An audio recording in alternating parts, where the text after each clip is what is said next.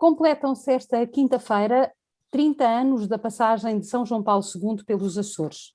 Foi até hoje o único Papa que pisou solo insular. Fê-lo na segunda visita que efetuou a Portugal, 9 anos depois de ter vindo agradecer à Virgem de Fátima o facto de ter sobrevivido ao atentado de que foi vítima a 13 de maio de 1981. Liderou a Igreja Católica ao longo de mais de 2 décadas e meia, de 78 a 2005, num pontificado a diversos títulos marcantes. As primeiríssimas palavras que proferiu após a eleição: não tenhais medo, abri, ou melhor, escancarai as portas a Cristo, constituem o seu programa de pontificado. Na proposta que implementou com admirável energia e beleza, Jesus deveria entrar em todas as dimensões da vida humana para animá-la e fortalecê-la. É isso que deixa expresso na primeira das 14 encíclicas, Redemptoria Omnis, que marcarão doutrinalmente o exercício do seu papado, e passo a citar: a tarefa fundamental da Igreja, de todos os tempos, e de modo particular do nosso, é a de dirigir o olhar do homem e de endereçar a consciência e a experiência de toda a humanidade para o mistério de Cristo. Simultaneamente toca-se também a esfera mais profunda do homem, a esfera, queremos dizer, dos corações humanos, das consciências humanas e das vicissitudes humanas. O meu convidado deste Palavras que Abrem Caminho foi um dos protagonistas da organização desta viagem, que agora assinalamos, 30 anos depois, à altura com um forte compromisso e empenho do próprio Governo Regional dos Açores. Dr. Montanal, muito obrigada por ter aceitado este convite e pela disponibilidade. Como é que decorreu esta preparação e esta visita de São João Paulo II aos Açores? Desde logo, o convite para visitar os Açores era um convite já antigo.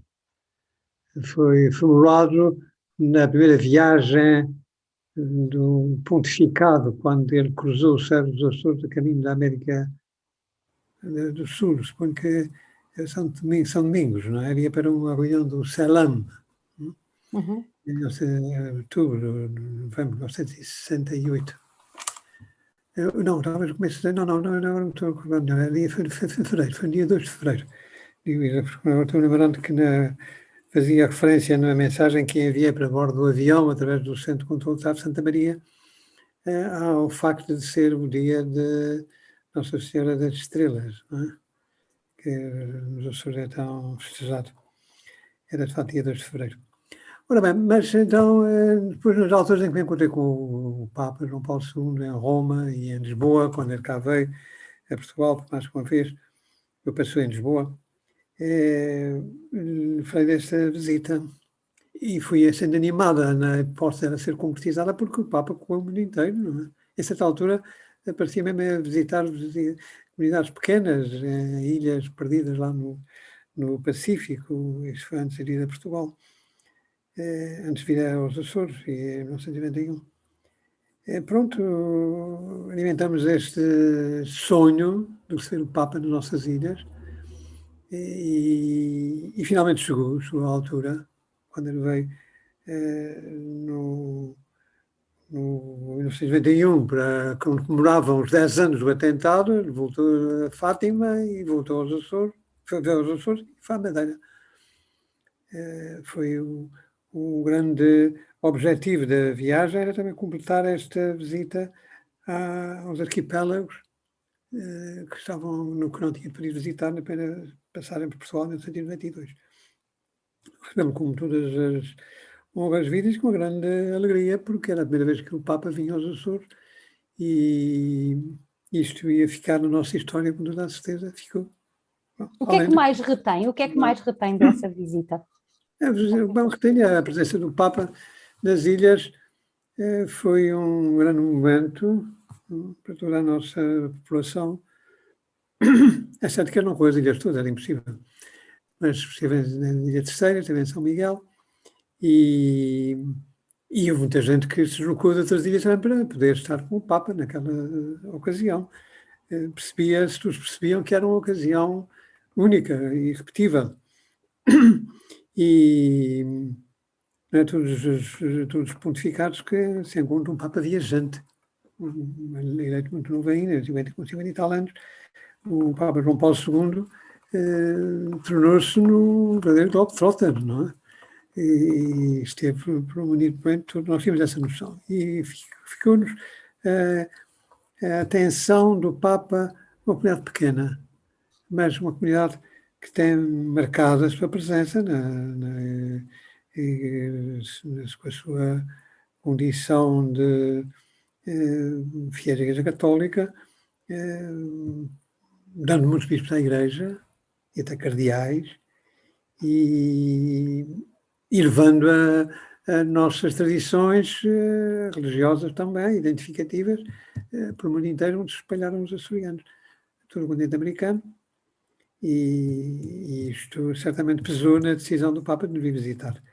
Ficamos com a noção de que ele se preocupava connosco, nos considerava, e isto foi certamente um belíssimo impulso para o nosso processo de afirmação açoriana no conjunto nacional, europeu e mundial. Uhum. As primeiras palavras do pontificado dele, não tenhais medo, têm hoje uma enorme pertinência e atualidade. Nós estamos a viver num mundo marcado por uma pandemia, uma circunstância tão especial que impediu, por exemplo, a realização das festas pelo segundo ano consecutivo, as festas do Senhor Santo Cristo, imagem diante da qual ele rezou em Ponta Delgada.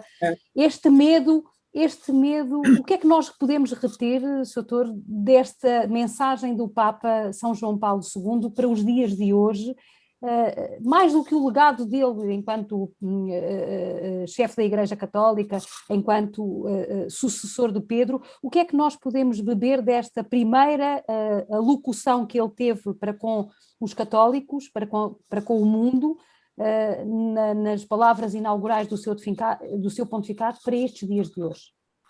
Não tenhas medo é uma belíssima palavra de ordem que se tem de reatualizar na altura em que estamos vivendo. De facto, hoje em dia vive-se num clima de medo por causa da pandemia, que, apesar de tudo, já está muito mais controlada do que chegou a estar. E vamos lá com Deus, se não se tivesse tomado as providências que se tomaram pela Europa fora e por outros países, com esses confinamentos que são tão penosos e criam grandes dificuldades económicas para cada uma das sociedades envolvidas. Se não tivesse sido feito isto, estaríamos a chorar muitos milhões de mortos, como aconteceu com outras pandemias anteriores. Portanto, é preciso não ter medo da vida, não ter medo da morte, mas não ter medo da vida e das dificuldades e dos desafios que ela nos apresenta. É assim que estamos e julgo que devemos continuar. O Espírito Santo sabe sempre colocar-se, sabe sempre agir no tempo certo e deixando os seus sinais.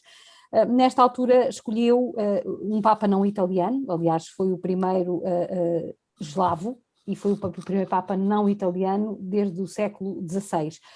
E foi um Papa que vinha de uma igreja sofrida e perseguida.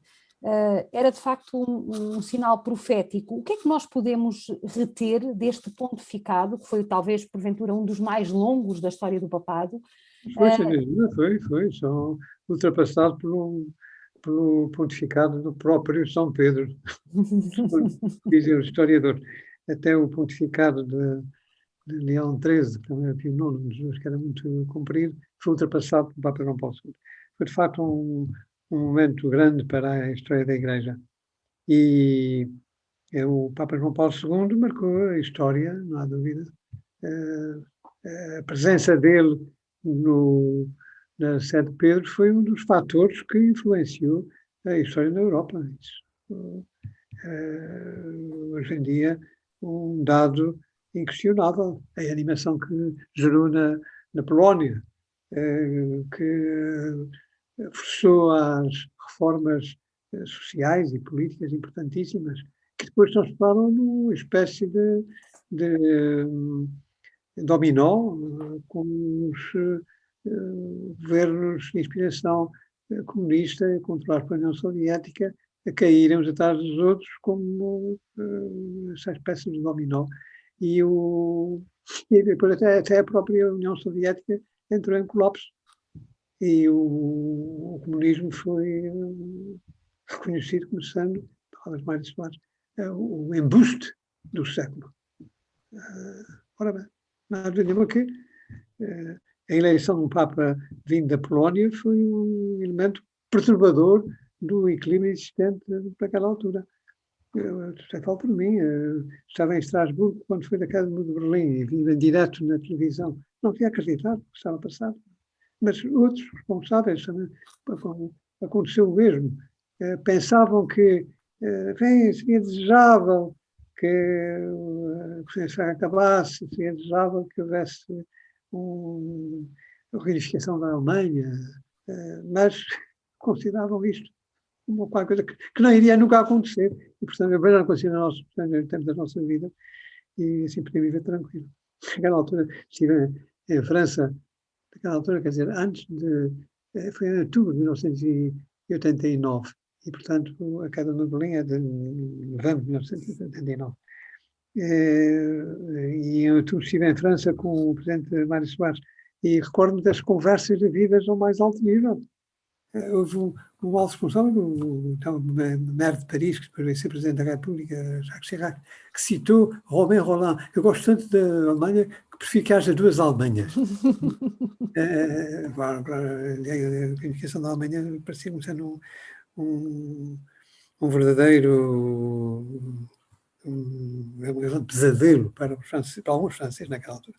Bom, portanto, tudo isso, julgo que tudo isso foi proporcionado também pela presença do Papa João Paulo II, pelas suas visitas na Polónia, pelo empenho que ele teve em afirmar a pessoa humana e a dignidade da pessoa humana, que estava a ser esmagada claramente por esses regimes totalitários e que por isso mesmo tinha de ser abolida, tinha de ser destruída. Foi isso que ele fica o seu contributo para a história, isto para além de toda a sua tarefa importantíssima também no campo doutrinal e na sua liderança na Igreja Católica e a aplicação empenhada das reformas introduzidas pelo Concílio Vaticano II, das quais uma das mais importantes, ou as mais importantes, todas essa consideração da pessoa humana como o centro também da própria Igreja. Uhum. Aliás, não de uma visão transpersonalista que podia até surgir, e que se tenha de surgir alguma vez, de considerar que a Igreja é uma instituição à qual as pessoas servem. Não, a Igreja está ao serviço das pessoas. E as suas instituições também estão ao serviço da pessoa humana. Aliás, para um homem comprometido de forma especial como os Srs., a santificação e o apostolado da vida corrente são legados importantes e muito vincados no pontificado de São João Paulo II. Sim, sem dúvida. O João Paulo II tem um apelo, o João Paulo II tem um apelo muito direto para o papel dos leigos na Igreja. A Igreja não se resume ao seu aspecto institucional, mas tem de ser uma mobilização, tem de traduzir-se uma mobilização de todos os fiéis leigos. E o papel das mulheres na Igreja, que também por aí tão sublinhado e de forma tão vigorosa, abrindo caminhos. Estas coisas não é de um dia para o outro que se fazem, as grandes reformas exigem uma aceitação, uma mudança de mentalidade, e isto leva o seu tempo. Mas julgo que os caminhos abertos do Concílio Vaticano II, continuados com firmeza pelo Papa João Paulo II e pelos seus sucessores e pelos seus antecessores, isto não é obra de um homem só, claro, vai ter o seu resultado. É a obra do Espírito, como já disse. A obra do Espírito que sopra onde quer, não é? Uhum. Ele referia-se muitas vezes aos dois pulmões da Igreja, ao ocidental e ao oriental, que fazem respirar o catolicismo. Na Europa, atenção, a da Europa que tem de respirar dois pulmões, a Casa Comum Europeia. Sim, na realidade, nós vivemos durante muito tempo, a minha geração praticamente fez-se nesta área, neste tempo, na divisão da Europa, a meio, pela cortina de ferro, a Europa Ocidental, sim senhor, muito homogénea, muito homogénea do ponto de vista cultural, do ponto de vista social, do ponto de vista até religioso, enfim, com aquela marca que ficou do tempo da Reforma, portanto, com a existência de uma Europa evangélica, protestante e da Europa católica. Mas depois existia o outro lado, mais plural, com católicos, com ortodoxos, com a presença muito significativa de judeus, que na Europa Ocidental, por mais razões, era muito limitada. Mas eu refiro às expulsões dos judeus ao longo da história, e não apenas àquele episódio terrível da Shoah, do Holocausto, do nazismo. Portanto, a Europa plural, a Europa com os dois pulmões, com o Oriente e o Ocidente. Depois, quando cai o muro de Berlim e começamos a conviver com os outras sociedades, verificamos como são muito diferentes das nossas. E, no entanto, também europeias. Enriquecem o conjunto com a sua diversidade. E, portanto, um contributo importantíssimo da herança de João Paulo II ao promover esta valorização do Oriente, da Europa, é um enriquecimento do próprio projeto europeu, que hoje claramente abrange o conjunto da Europa, não através da União Europeia, mas através do Conselho da Europa, onde todos os Estados participam, até a própria Rússia, e o que se traduz num desejo, numa progressiva construção de uma unidade jurídica baseada na afirmação dos direitos humanos.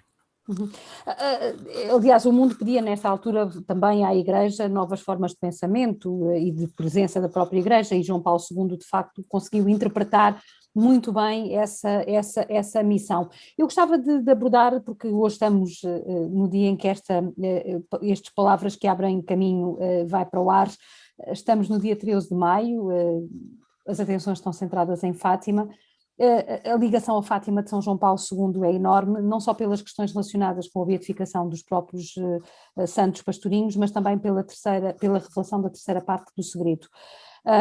João Paulo II tem uma relação íntima com a mensagem de Fátima e considerou-a quase numa leitura muito pessoal da queda do bispo de branco, que Lúcia fala nas suas memórias, a perseguição à Igreja e a questão dos regimes ateus, de que já falámos aqui há pouco atrás nesta conversa, os regimes ateus que punham em causa a própria dignidade do homem.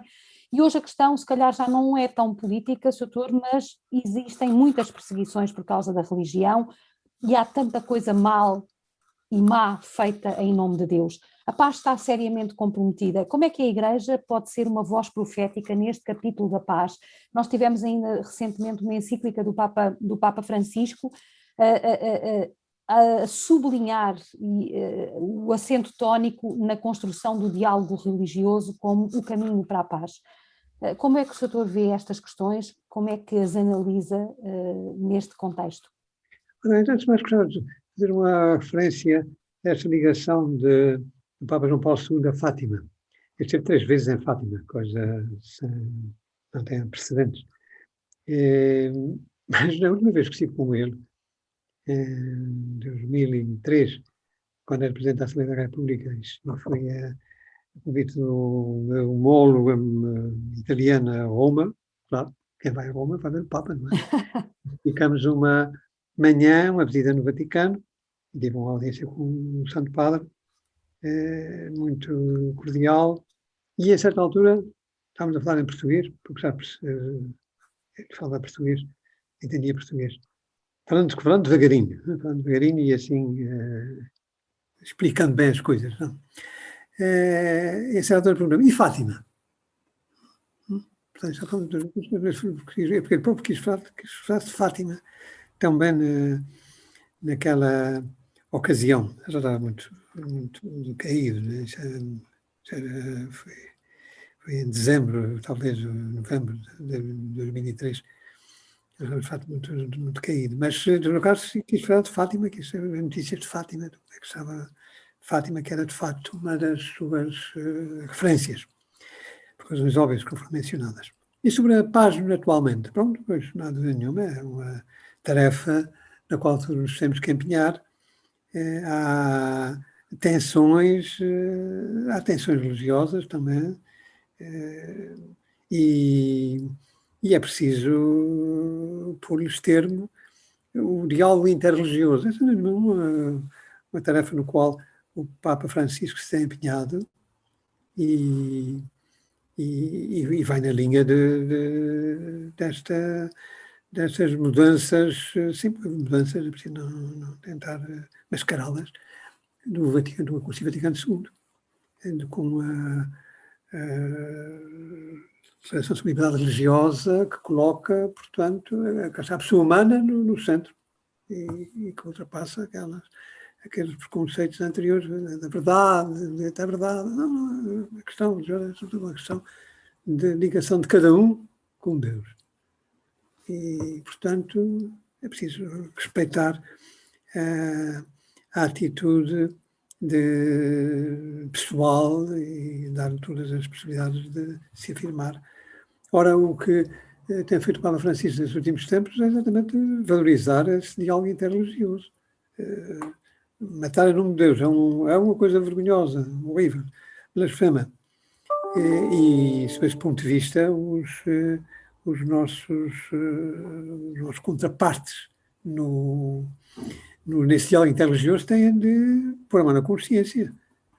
Eu próprio, uma vez, no Conselho da Europa, apresentei um relatório sobre o papel das comunidades muçulmanas dentro da Europa no combate ao islamismo radical. Sim, elas têm a sua responsabilidade e têm assumido.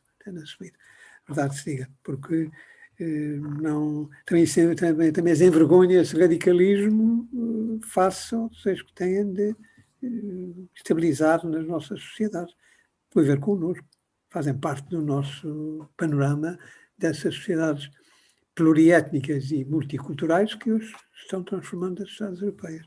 Com sofrimentos, com sobressaltos, porque isto é mesmo assim, mas certamente também com um enriquecimento do conjunto que não pode ser ignorado.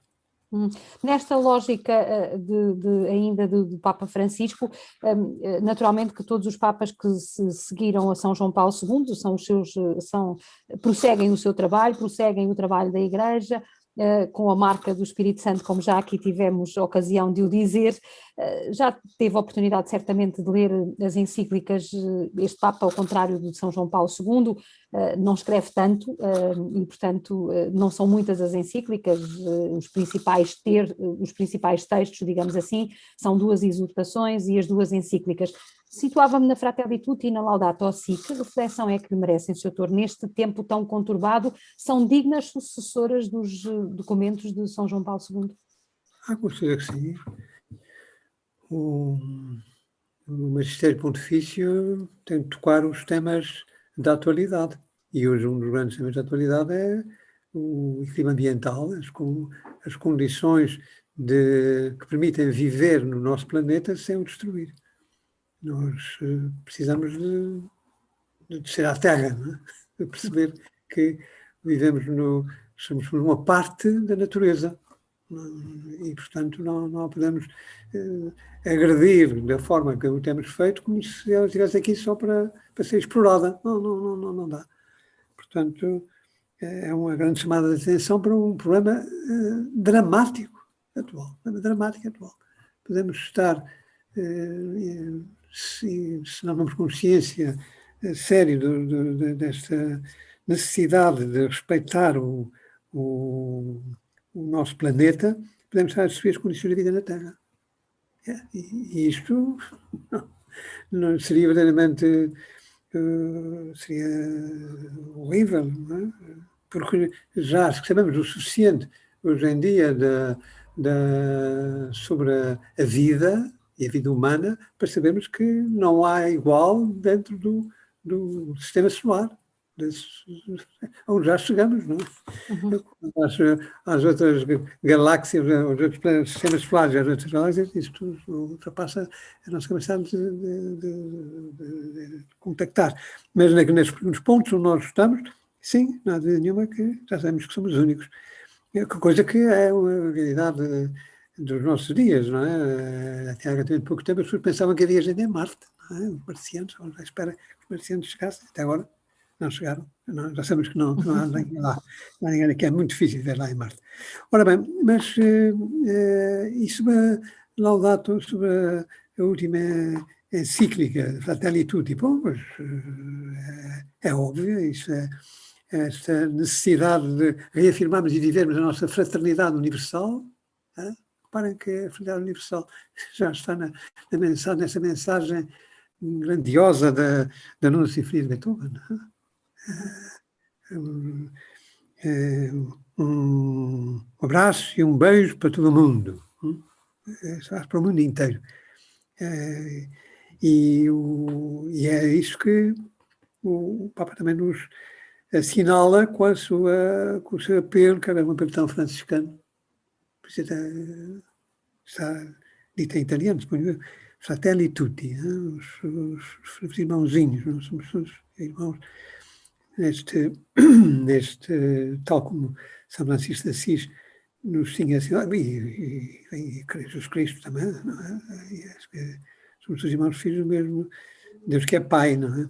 E é isto que nos enriquece a nossa perspectiva católica sobre o mundo.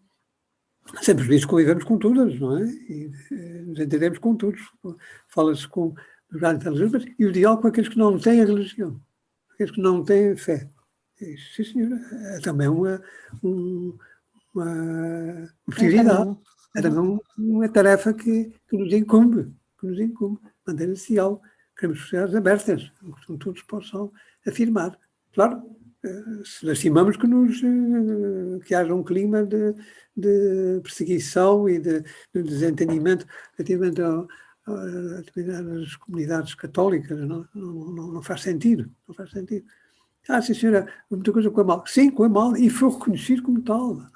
Recordo-me, tenho bem dentro dos meus olhos a imagem do Papa João Paulo II, num domingo de Quaresma, do ano jubileu, pedindo perdão em nome da Igreja, pelos momentos, pelas páginas negras da nossa história, das quais a Inquisição, os morticínios, os genocídios, tudo isso faz parte da nossa de uma percepção errada da mensagem cristã. Que é preciso mesmo purificar e ir ao sumo dela para podermos proclamá-la como o grande caminho de redenção da espécie humana. Um perdão que também foi depois reiterado por Bento XVI e já por Francisco, sendo um Papa das periferias tão inspirado em São Francisco de Assis e tendo os Açores uma realidade tão próxima dos franciscanos, pergunto-lhe como é que imaginaria uma visita dele aos Açores? Não, por aqui. Não estou a ver que isso seja muito factível, porque manifestamente o Papa Francisco está focado nas zonas mais pobres do planeta e nos problemas da grande pobreza do planeta. Ora bem, os Açores, felizmente, graças a Deus, ultrapassamos esta fase e, portanto, deixamos de estar nestas linhas primárias. Mas se algum dia o Papa Francisco decidisse ir aos Açores, mas seria para nós um momento de grande satisfação, de grande alegria, recebíamos braços abertos, isso não tenho qualquer dúvida. Aliás, já o Papa Francisco, sim, já foi com o Papa Francisco, que o anterior presidente do Governo Regional dos Açores, o Vasco Cordeiro, convidei a Roma para vir aos Açores. Portanto, aguardamos a confirmação da visita, da data da visita, a marcação da data da visita. No caso de João Paulo II, esperamos desde 78 até 91. Pois, vamos a ver. A expectativa do pontificado do Papa Francisco não é assim tão longa, para todas as coisas, mas, de qualquer modo, as portas estão sempre abertas e há de haver aí, talvez, há um aeroporto para lhe dar o nome, seria o nome de João Paulo II, o aeroporto de Ponta Nada, o aeroporto que o acolheu quando ele esteve também em São Miguel. Foi, sem dúvida, o nosso visitante mais ilustre de toda a nossa história e, por isso, fazia todo o sentido que deixasse o nome aí no modelo do aeroporto, e assim está, João Paulo II, no nosso aeroporto de Ponta Delgada. Muito obrigada, Sr. Mota Amaral, pela sua disponibilidade. O Papa Francisco virá a Portugal em 2023, se Deus lhe der saúde e conservar a saúde como a tem até agora, e certamente que será outra vez renovado o convite. Lembro-me que o Dom António de Sousa Braga também, um dos últimos gestos que teve foi enviar na visita ad limina que fez em 2015 com a Conferência Episcopal Portuguesa, os bispos portugueses, fez a Roma e deixou também nessa altura um convite para quando ele viesse a Portugal, se viesse a Fátima, pudesse ir aos Açores. Pode ser que o convite fique renovado.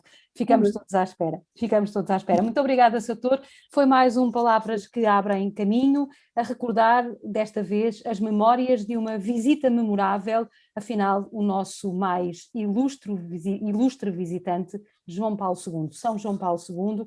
Passaram agora 30 anos. Muito obrigada. Obrigado, Carmo.